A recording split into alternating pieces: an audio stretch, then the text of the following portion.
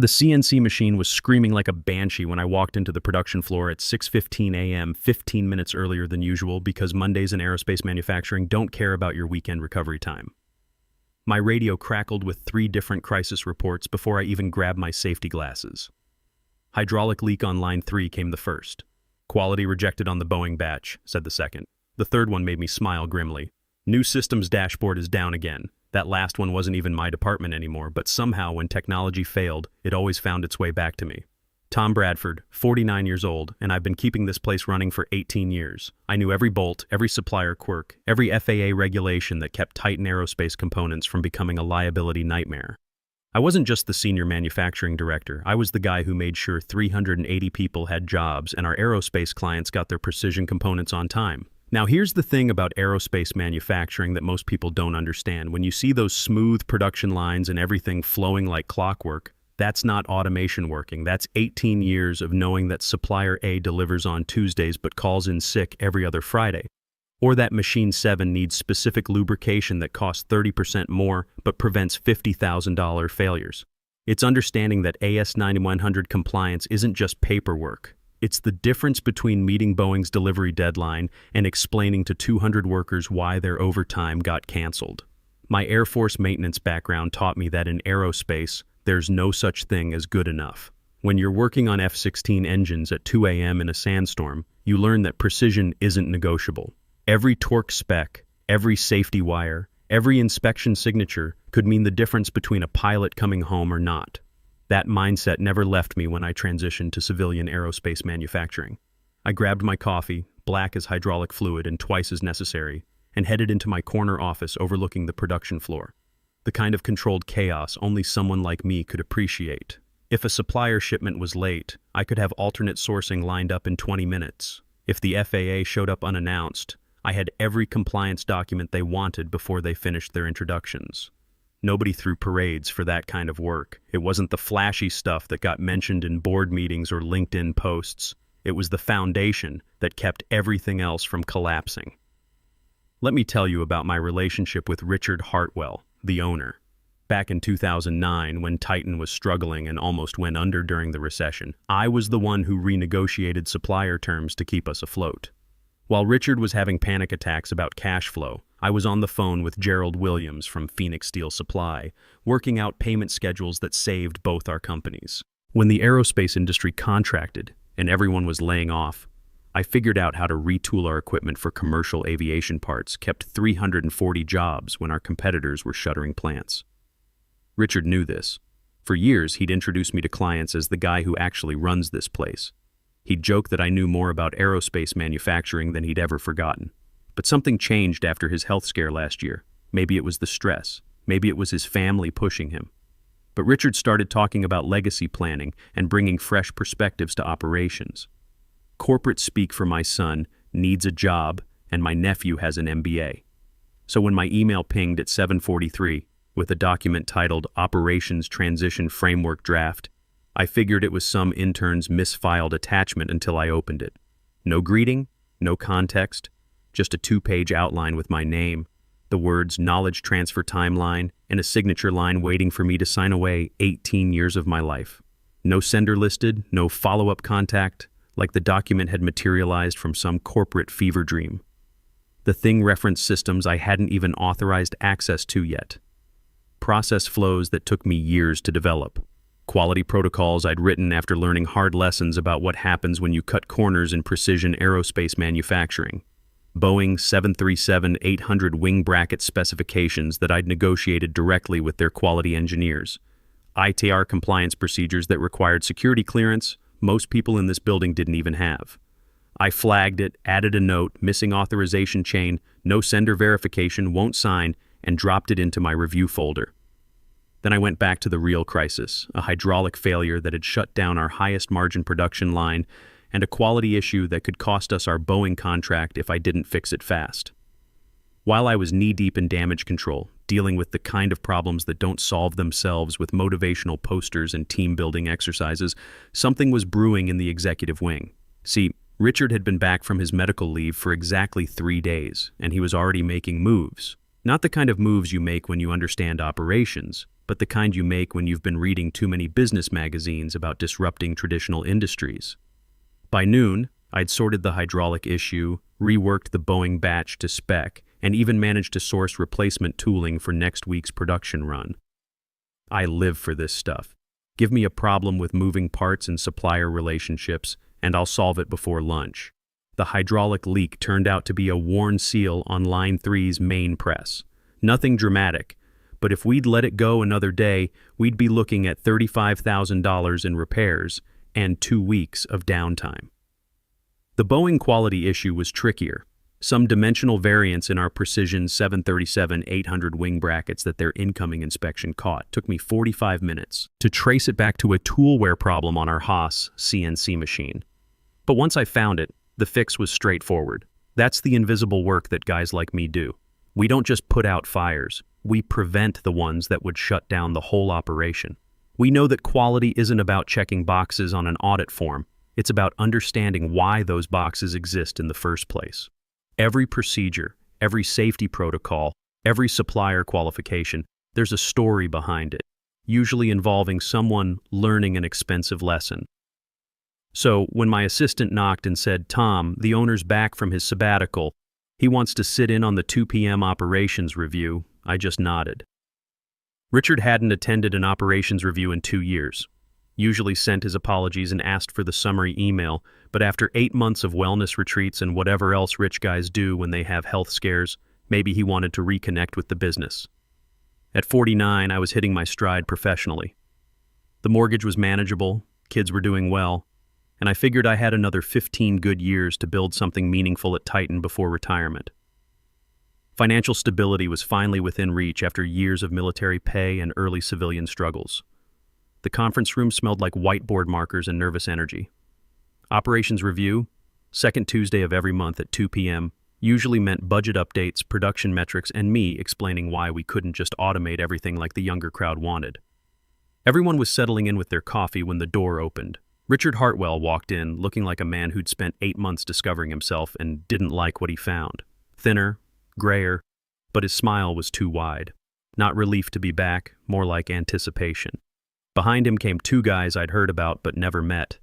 His son Casey, 26, looking like he'd stepped out of a business school recruiting poster.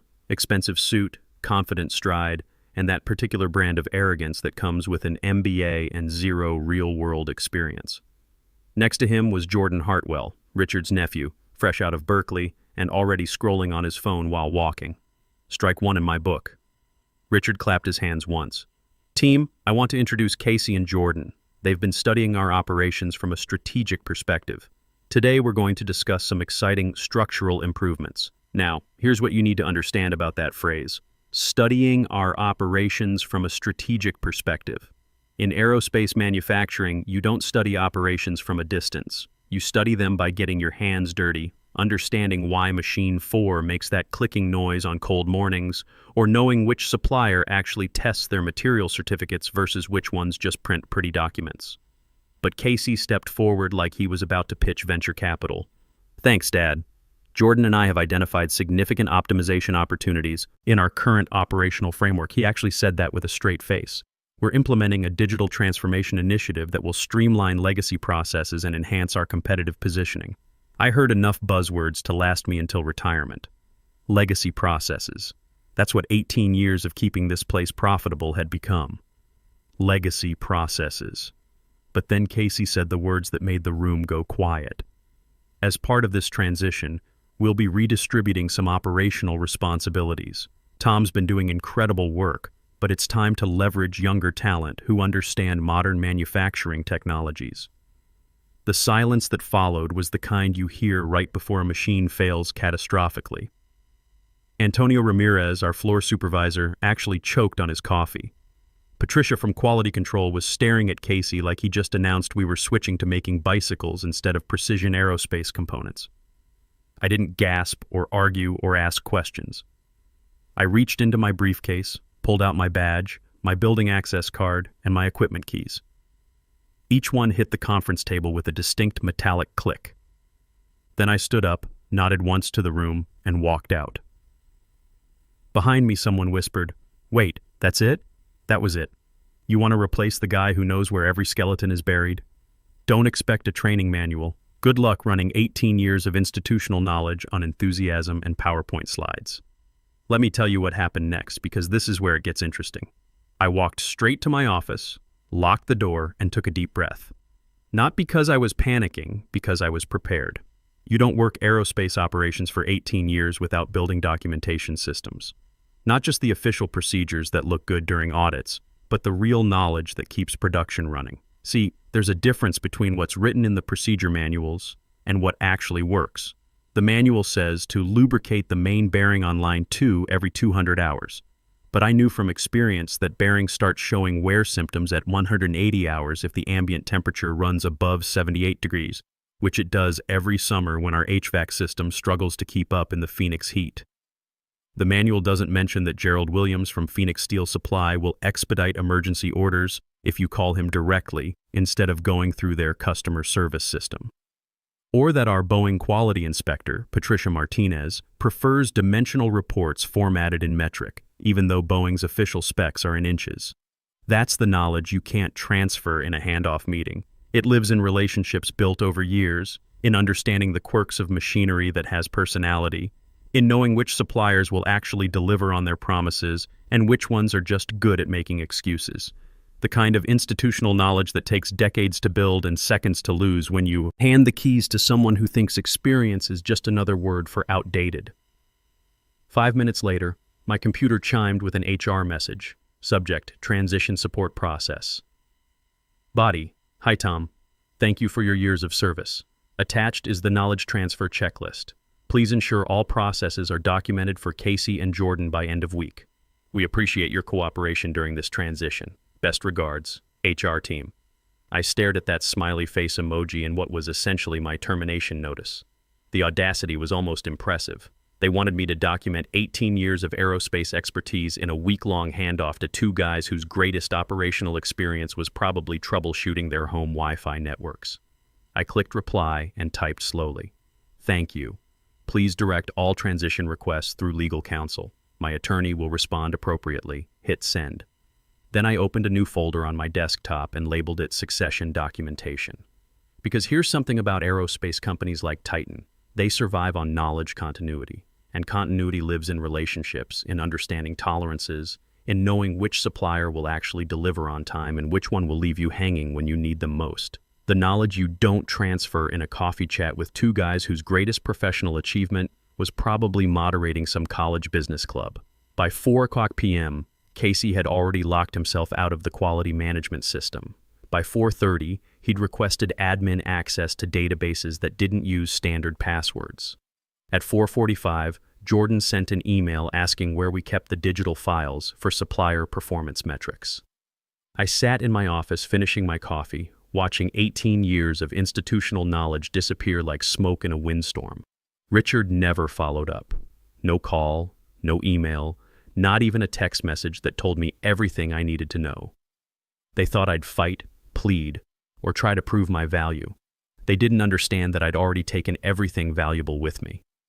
Now here's what Casey didn't know about our quality management system. It wasn't just software with login credentials. It was built around relationships and processes that took years to establish. When supplier A shipped material that was slightly out of spec, the system didn't automatically know that their metallurgy was actually superior, and we could accept it with a deviation approval. When Machine 8 started showing dimensional drift, the system couldn't tell you that the real issue was tool wear that happens predictably every 2,800 parts, not the 3,000 parts the manufacturer recommended. Casey showed up Wednesday morning wearing a polo shirt that said "Innovate or Die" across the chest, which I found ironically appropriate. He bounced into the production floor like he was launching a startup, carrying an energy drink and calling an all-hands meeting that nobody had time for. You could smell the business school confidence on him, like cologne mixed with complete ignorance of how aerospace manufacturing actually works. First order of business, implementing lean digital workflows for production scheduling. Now, production scheduling in precision aerospace isn't something you optimize with an app you found online. It's a complex balance of machine capacity, material availability, customer priorities, and equipment maintenance windows built on relationships with 23 different suppliers and 18 years of understanding which promises you can trust and which ones are just wishful thinking. Casey, blessed with the confidence that only comes from never being catastrophically wrong about something important, decided to migrate our entire scheduling system to a cloud-based platform he'd discovered during his research phase. By 10:30 a.m., he'd uploaded our production data to a system that immediately flagged half our processes as non-standard. By 11:15, the software had automatically reordered our priorities based on optimization algorithms. By noon, we had 3 production lines sitting idle because the new system had scheduled materials that wouldn't arrive until next Tuesday. Let me tell you what happened next, because this is where you really start to see the difference between running an aerospace operation and running a spreadsheet. Antonio Ramirez, our floor supervisor with 23 years at Titan, walked up to Casey and said, "Kid, this new system just shut down line 2 because it thinks we're out of titanium bar stock. We've got 2,000 pounds sitting right there." He pointed to a clearly marked inventory rack about 30 feet away. Casey smiled like Antonio was a child who didn't understand technology. "The system is learning our processes. There might be some initial calibration issues, but the AI will optimize everything once it has enough data." Antonio looked at me through the office window. I shrugged. Not my circus anymore. But I knew what Antonio was thinking because I'd been thinking the same thing for 18 years. You can't run a factory with algorithms that don't understand the difference between having material in inventory and having the right material in the right place at the right time with the proper certifications. By Thursday, things got interesting in the way that makes insurance companies nervous. The aerospace client portal started flagging our shipments as non-compliant. Turns out Casey had modified our quality documentation format to match his new digital system, but he'd accidentally removed the aerospace industry specification codes that Boeing required for traceability. Simple mistake, except it meant $340,000 worth of precision 737-800 wing brackets were sitting in legal limbo because the paperwork didn't match industry standards that had been in place since before Casey was born. Then Jordan decided to streamline our supplier relationships. He sent emails to 23 vendors announcing that Titan was optimizing their partnership portfolio and requesting updated pricing for a competitive bidding process. What Jordan didn't know was that 8 of those suppliers had exclusive agreements based on volume commitments I'd negotiated over years of relationship building. Another 6 were single-source providers for specialized materials that couldn't be easily replaced without months of qualification testing. Within 48 hours, I was getting phone calls at home. "Tom, what's going on over there? Some kid named Jordan is asking us to rebid contracts that are locked until next year." That was Gerald Williams from Phoenix Steel Supply, a supplier relationship I'd built over 12 years of mutual respect and understanding. "Is this some kind of internal politics thing, or are you guys actually shopping around?" I told Gerald the truth. "I'm not there anymore. That's Casey Hartwell and Jordan Hartwell, the owner's son and nephew. They're implementing their vision for the company." Gerald was quiet for a moment. "Their vision doesn't include honoring existing agreements?" "Apparently not." "Well, that's unfortunate. We've had a good run, Tom. If you land somewhere else that needs reliable steel supply, give me a call." By Friday morning, the word hiccup had been used in 6 emails, 3 meetings, and 1 internal memo from Casey titled Transition, Clarity, and Optimism. I'd seen toddlers throw less delusional tantrums at Chuck E. Cheese. Friday morning came like a court summons.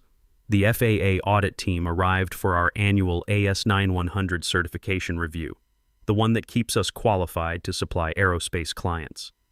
Casey greeted them wearing a t-shirt that said, "Disruption is innovation," and immediately started explaining how they were modernizing legacy compliance frameworks. The lead auditor, Patricia Hayes, a woman who'd been doing FAA reviews since before Casey was born, listened politely and then asked to see our current quality management documentation. Casey handed her a tablet with his new digital system pulled up, grinning like he'd just solved world hunger with a smartphone app. Patricia scrolled through it for about 3 minutes, then looked up with the expression of someone who'd just been handed a crayon drawing when she asked for architectural blueprints. "Mr. Hartwell, this appears to be missing several required documentation elements. Where are your supplier qualification records?" "They're all digitized now," Casey said confidently. "Much more efficient than paper files.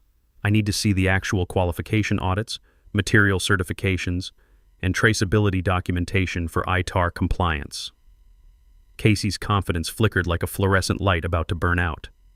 Jordan handles that part of the system. Jordan looked up from his phone with the expression of someone who just realized he was supposed to be paying attention. It's all in the cloud database. I can pull up any supplier information you need. Patricia waited. Jordan typed on his tablet, typed some more. His expression gradually changed from confident to concerned to the kind of panic you see when someone realizes they've just driven into a lake. The system seems to be loading slowly today. What Jordan didn't know was that our supplier qualification records weren't just data points in a spreadsheet. They were physical certifications, signed agreements, test results, and relationship histories that I'd maintained in a filing system that was both digital and physical. The kind of backup documentation that keeps you compliant when systems fail and auditors start asking uncomfortable questions. Patricia made notes in her audit folder with the methodical precision of someone documenting a train wreck. I'll need to see those records before we can complete the certification review. That's when Casey realized he might have a problem bigger than his startup fantasies could handle. He pulled out his phone and called me 6 times in a row. I didn't answer. The 7th time, he left a voicemail that I still have saved.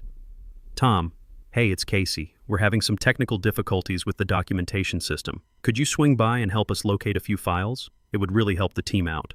I listened to the message, smiled, and deleted it. Now, here's what you need to understand about AS9100 certifications in aerospace manufacturing.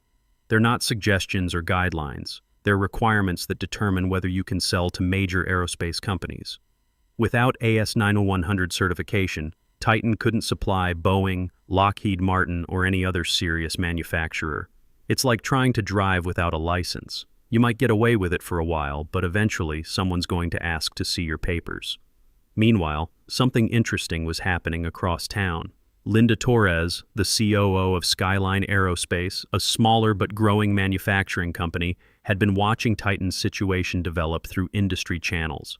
She reached out to me the previous Friday with a proposition that made a lot more sense than anything I'd heard from Casey and Jordan. Tom, we've been following your work for years. Quality management systems, supplier relationships, safety protocols. We're looking for someone to head up our operations expansion. Interested in a conversation? I was very interested. Skyline Aerospace was everything Titan could have been with proper leadership. Growing, stable, focused on building expertise rather than disrupting it for the sake of disruption.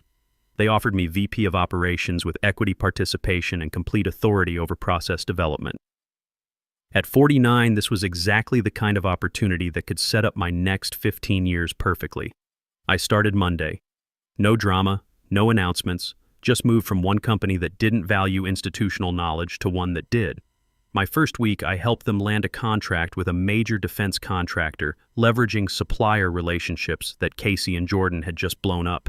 Back at Titan, the AS9100 audit results came in like a death certificate, certification suspended pending, documentation compliance, 6 months to remediate or lose aerospace qualification entirely.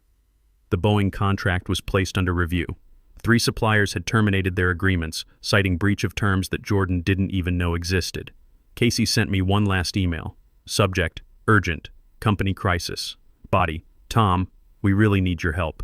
Things have gotten complicated and we could use your expertise to stabilize the situation.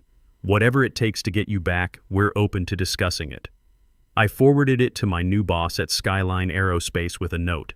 This is why institutional knowledge matters and why you hire people for their expertise, not their age. She wrote back, glad we got you when we did. Your supplier network is going to be invaluable for our expansion. 6 weeks later, I heard through industry contacts that Titan had hired a consulting firm to rebuild their quality management system. Cost, $280,000. Timeline, 8 months. Success probability uncertain since they'd lost their aerospace certification and 2 major suppliers. Richard called me one more time. I answered. Tom, I owe you an apology. We made some mistakes in how we handled your transition. Richard, you didn't handle my transition. You replaced me with your son and nephew and hoped for the best. What would it take to get you to come back? Consulting arrangement, temporary basis, whatever you need. I looked out the window of my new office at Skyline Aerospace where the production floor was humming efficiently and our quality metrics were trending upward. Richard, I'm not coming back. I'm building something better. That was 4 months ago. Titan finally regained their AS9100 certification last month, but they lost the Boeing contract and laid off 60 people. Skyline Aerospace just landed a new defense contract and we're hiring 25 more production workers. The moral isn't that young people can't learn aerospace manufacturing. It's that experience matters, relationships matter, and when you discard institutional knowledge for buzzwords and family connections, you get exactly what you deserve.